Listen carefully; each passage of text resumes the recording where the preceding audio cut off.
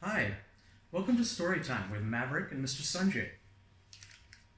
Today we're going to be reading Chapter 1 of the Wyrmstooth Crown. Chapter 1 of Crowns and Caverns. Guster the dragon lay in the mouth of his cave. He itched, his back itched and his belly itched, his fingers and his toes itched, even his eyes, ears, and nose itched. It was unbearable. Guster felt like this every autumn. While the leaves on the trees flushed into their autumn finery, Guster's green summer scales slowly changed to copper. This was a mountain dragon trick which kept them safe from human eyes. Humans couldn't spot green scales against the grass, red scales against the autumn leaves, or white scales against the snow. Guster thought that humans must be very stupid. Guster rolled on the rocky ground. He scratched his back and scraped his shoulders. His head wriggled and his legs flailed. It did no good. If only there were some way to soothe his scaly skin. Guster twisted to his feet. "Ma!" he yelled into the darkness. "I'm going swimming!" Metal clanged and crashed as Guster's mother, Redbreath, clamored over her treasure hoard. "Guster, my crystal, my gem, my jewel!" she intoned. Redbreath's rich, melodic voice could charm wild animals to walk into her jaws. "The lake is far too cold to swim in, and I don't want an icicle for a son." Redbreath picked at her teeth with a silver dagger. She wore an emerald-studded tiara over her right ear, and at least one ring on each talon. Redbreath's hoard had once been the envy of dragons for miles around. Now Guster and Redbreath were the only dragons left. "I don't care about being an icicle," said Guster. He sprang out of the cave and onto the mountainside. "My scales itch." "Guster, you're a dragon, not a fish," Redbreath protested. "Have some dignity." But Guster was already clamoring, with leathery wings awkwardly outstretched onto the rocky outcrop that he used as a launching pad. It was a crisp morning, and an impish breeze tangled the treetops. Birds swooped, hares ran, and lizards scuttled. Guster and Redbreath's cave was at the top of a very tall, very pointy Wyrmstooth mountain. In the valley far below, the lake rocked this way and that. The sunlight stretched along its surface like a diving board. Guster gripped the familiar stone. He could imagine the cool lake water washing his itches away. He crouched and wriggled. Just as he was about to leap, he spotted something that looked wrong. Very wrong. The far side of the lake swarmed with the strange creatures. They didn't have wings or tails, and they walked upright on two legs. Guster had seen pictures of these beings in his mother's ancient books, so he knew at once what they were. Humans. "Ma! Ma! There are humans by the lake!" he yelled, dancing around on the rock. "Humans!" shrieked Redbreath. There was a loud clash, like an avalanche of metal, and Redbreath's elegant red head snaked from the cave mouth, her tiara askew. "What are they wearing, Ma?" asked a curious Guster, peering at the human army with his pinpoint vision.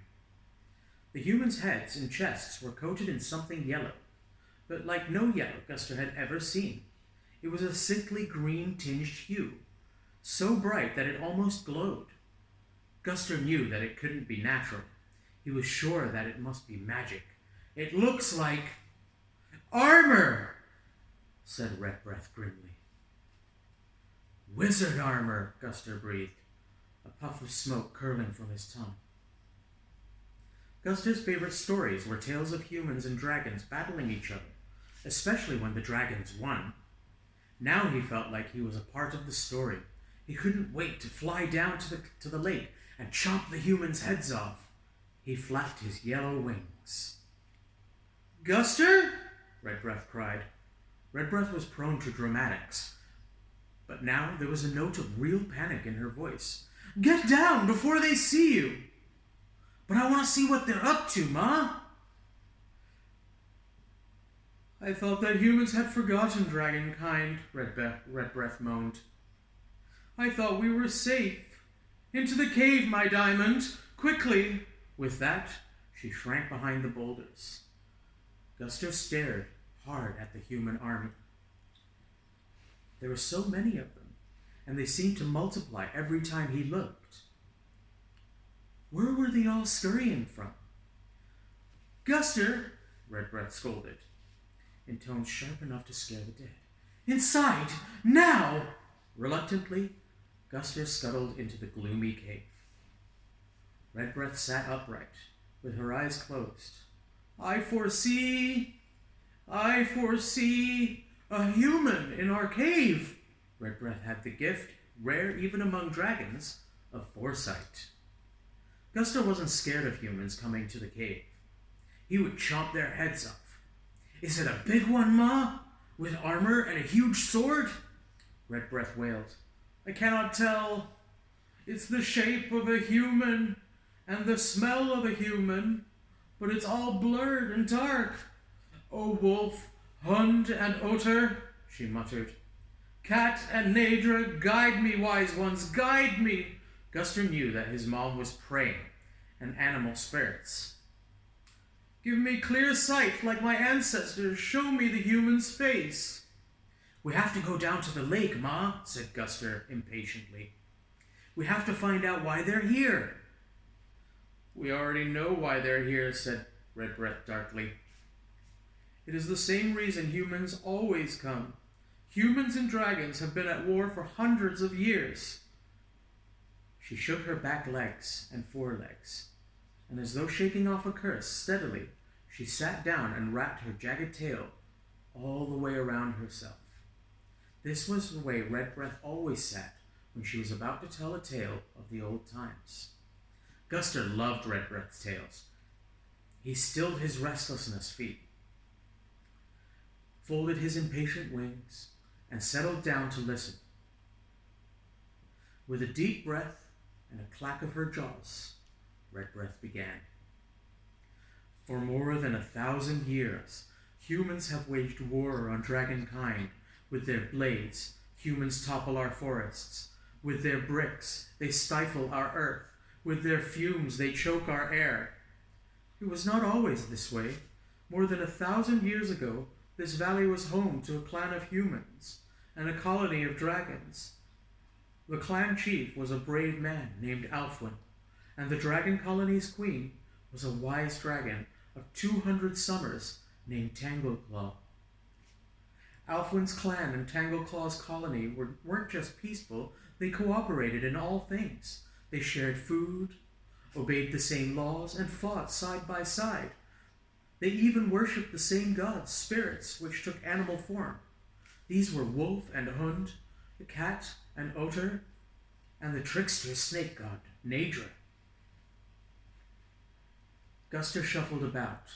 This wasn't the story he'd expected. He wanted to hear the tales of wicked humans being eaten by clever, brave dragons. If the humans had sent a whole army of wizards, then they surely weren't here to be friends. But Ma, he said, what about the humans in the valley right now? Hush, my pearl, said Redbreath, or I won't tell you of the barbarians. I love the bit with the barbarians, cried Guster. Spinning around in an excited circle, at last, Redbreath was getting to the good part. At the first the humans and dragons knew of the barbarian attackers was smoke on the horizon, a wall of smoke which stretched from the western mountaintops to the roof of the sky. The young boy on lookout duty fled, screaming down the mountainside. Attack! Attack! He cried, throwing himself at Alfwin's feet. 10 times the number in our clan, and 10 times that number again. Each warrior has weapons and armor, the likes of which our smiths couldn't hope to forge in 100 years. We're doomed! In the middle of the valley stood by the Moot Hill, the place where serious meetings took place. By moonlight, Alfwin, Tangleclaw, and the most trusted advisors gathered on the Moot Hill for a council of war. The advisors felt only despair. We're outnumbered. Their armor is better than ours, their weapons too. We haven't a hope. Mighty Alfwin, however, was courageous. We will fight to the last man, he declared. We fight for glory and earn our place among heroes. Tangleclaw, the oldest and wisest of dragons, wasn't interested in being a hero, if it meant that she'd lose her life. Tangleclaw had the gift of foresight, and she had foreseen the village in ruins. However, she revealed none of this to the council. They are strong, but we are cunning, she said. Listen to my plan, and tomorrow we will beat the barbarians. A part of Guster wanted to hear again of Tangleclaw's brilliant plan. Brilliant plans were his favorite part of Ma's tales. But his mind kept straying to the humans on the bank. How many had gathered? What were they planning?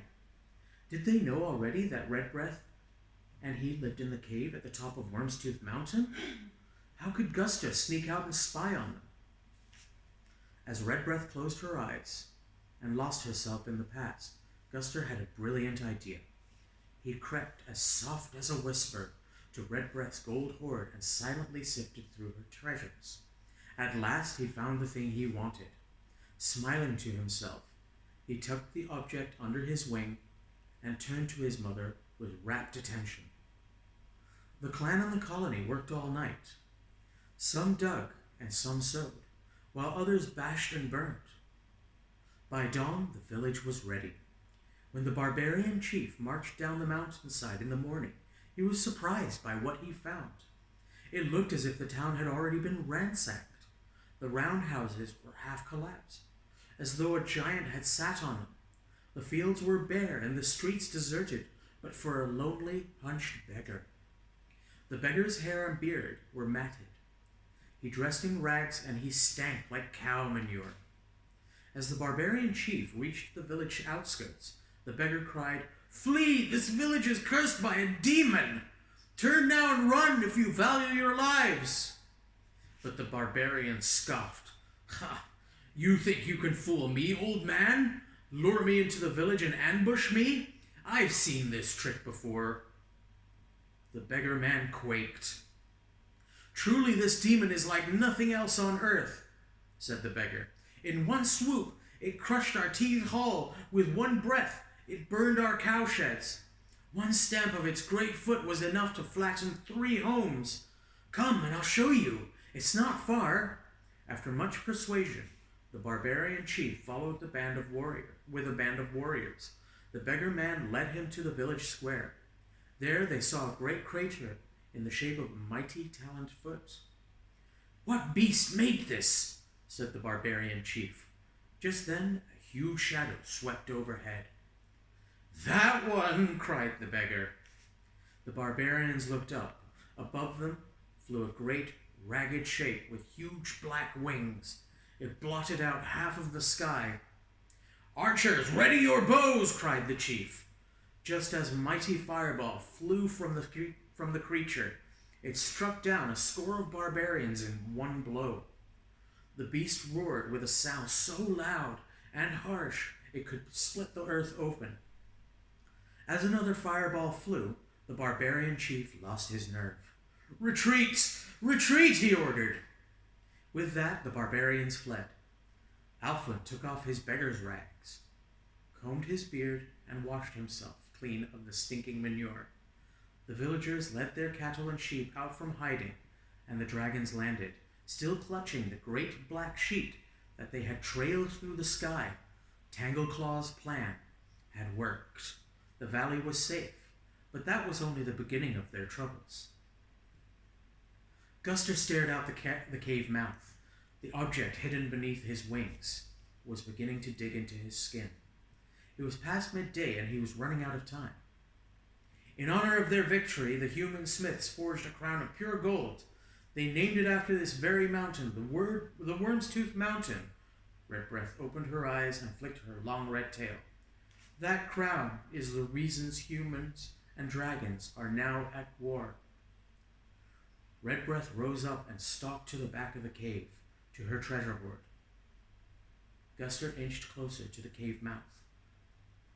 "The Wyrmstooth crown has been passed from mother to daughter, dragon to dragon for generations," Redbreath said as she picked up bracelets and helmets and tossed them aside. Now it is safe in my hoard. Not safe enough, Guster whispered to himself, and with a bound he leapt out of the cave and up the mountainside. He could still hear the clangs and clashes of Redbreast's search as he clambered onto his launching rug. He gripped the Wyrmstooth crown tightly in his talons and leapt. Guster soared through the cool air, sighing in relief as the breeze soothed his itchy scales. He glided over treetops of yellow and gold, over shimmering streams and thundering waterfalls, and down, down into the valley below, careful to stay low so that the wizards on the far bank wouldn't spot him. Guster drifted towards the lake. It glittered like liquid jewels. With a kick of his legs and a flick of his tail, Guster plunged headfirst into the icy water.